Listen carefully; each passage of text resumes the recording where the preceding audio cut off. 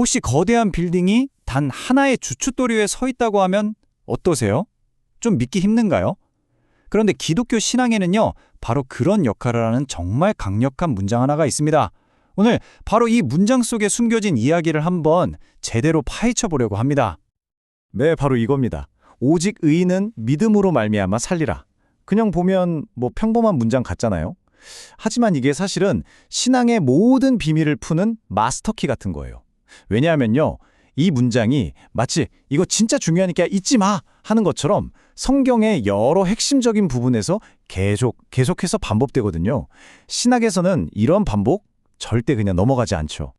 우리가 진짜 중요한 거 있으면 여러 번 말하잖아요. 그쵸? 이 문장이 딱 그래요. 무려 4번이나 나와요. 이건 뭐랄까? 교과서에 형광펜으로 밑줄 쫙 그것도 4번이나 그어놓은 거나 마찬가지예요.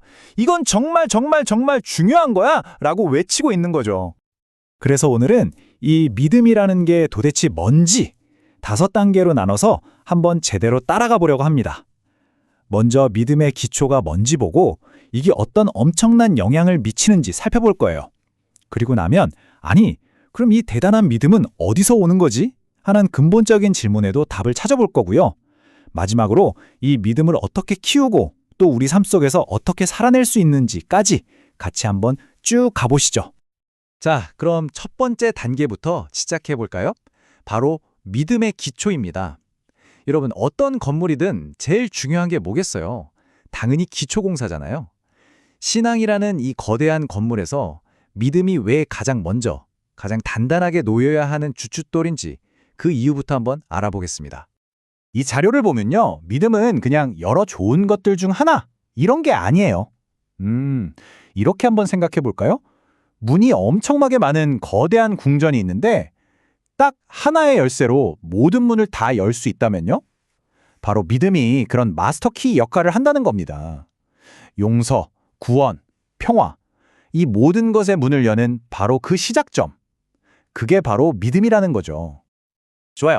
그럼 이 마스터키로 문을 열면 그 뒤에는 대체 뭐가 있을까요? 궁금하시죠? 지금부터 믿음이 가져오는 정말 놀라운 결과들을 하나씩 확인해 보겠습니다. 와, 한번 보세요. 죄를 용서받는 것부터 구원, 영원한 생명, 심지어 하나님의 자녀가 되는 권리까지요. 이 모든 것들이 믿음이라는 단 하나의 뿌리에서부터 뻗어나온다는 거예요. 마치 거대한 나무의 수많은 가지가 결국은 하나의 굵은 줄기에서 시작되는 것처럼 신앙의 모든 핵심적인 약속들이 바로 이 믿음이라는 것에 딱 붙어 있는 셈이죠.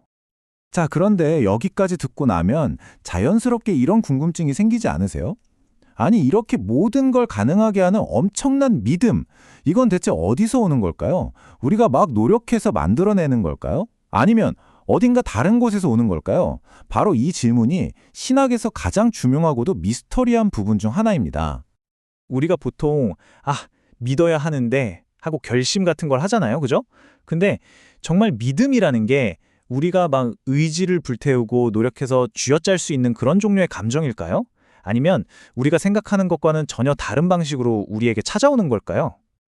바로 여기에 아주 중요한 어떻게 보면 반전이라고 할 수 있는 내용이 있습니다. 이 교리에 따르면요, 믿음은 왼쪽 그림처럼 우리가 땀 뻘뻘 흘리면서 하나하나 쌓아 올리는 탑 같은 게 아니라는 거예요.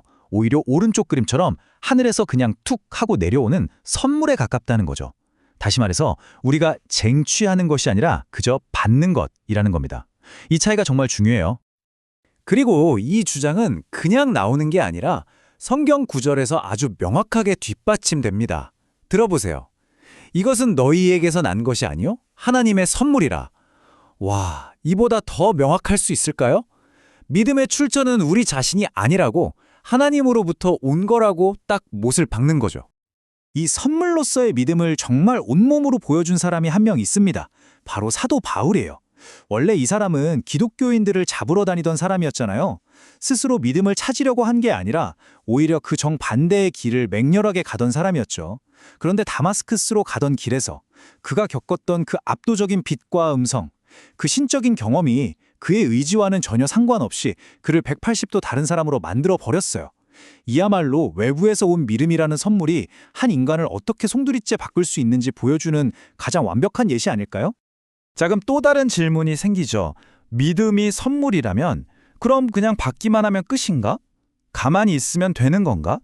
아니면 받은 선물을 소중히 가꾸고 키워나가야 하는 걸까요? 이제 믿음을 어떻게 키우는지, 그러니까 양육하는지에 대한 아주 실용적인 이야기로 넘어가 보겠습니다. 아주 간단한 질문부터 시작해 볼게요. 여러분, 몸에 기운이 없고 배가 고플 때 제일 먼저 뭘 하시죠? 당연히 뭔가를 먹겠죠? 바로 이 비유가 핵심입니다. 왼쪽처럼 우리 몸이 힘을 내려면 음식이 꼭 필요한 것처럼 우리의 믿음, 즉 우리의 영혼이 힘을 내고 자라기 위해서는 영적인 음식이 필요하다는 거예요. 그리고 성경에서는 그 영혼의 양식이 바로 하나님의 말씀이라고 이야기합니다. 그리고 이 비유도 그냥 만들어낸 게 아니에요. 바로 이 구절에서 나온 겁니다. 그러므로 믿음은 들음에서 나며 들음은 그리스도의 말씀으로 말미암았느니라. 보세요. 말씀을 듣는 것이 바로 믿음이 생기고 자라나는 통로라고 직접적으로 아주 명확하게 설명하고 있잖아요. 음식이 몸을 살리는 것처럼 말씀이 믿음을 살린다. 딱 떨어지는 공식인 거죠?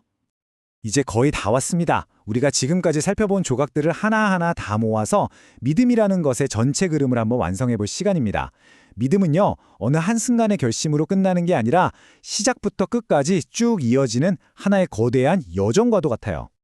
이 여정을 기가 막히게 설명하는 핵심 문구가 바로 믿음에서 믿음으로라는 말입니다. 이게 대체 무슨 뜻일까요? 조금 헷갈릴 수 있는데 쉽게 말해 두 종류의 믿음이 있다는 거예요. 첫 번째는 하나님으로부터 오는 믿음, 즉 선물로서의 믿음이고요. 두 번째는 그 선물을 받은 우리가 그 믿음을 가지고 살아가는 삶으로의 믿음, 즉 우리의 여정을 말하는 겁니다.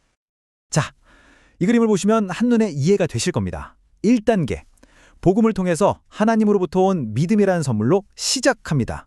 그리고 2단계, 그 받은 믿음을 따라서 살아가는 삶의 과정이 이어지고요. 그리고 마지막 3단계, 그 결과로 오직 의인은 믿음으로 말미암아 살리라는 결론에 도달하게 되는 겁니다. 시작, 과정, 결과. 완벽한 하나의 흐름이 만들어지죠. 그렇다면 이 길고 긴 믿음의 여정, 그 맨 끝에는 과연 무엇이 있을까요? 성경은 그 최종 목적지를 단 한마디로 정의합니다. 바로 영혼의 구원. 이 모든 과정이 결국은 바로 이 하나의 목표를 향해 나아간다는 거죠. 오늘 우리는 믿음이라는 게 단 한 번의 결심으로 끝나는 게 아니라 영적인 음식을 계속 공급받으면서 평생에 걸쳐 가꾸고 키워나가야 하는 여정이라는 것을 살펴봤습니다. 자, 마지막으로 여러분께 이 질문을 한번 던져보고 싶습니다. 만약 믿음이 정말 그렇다면 우리가 신념을 대하는 태도는 지금과 어떻게 달라져야 할까요? 한 번쯤 깊이 생각해 볼 문제인 것 같습니다.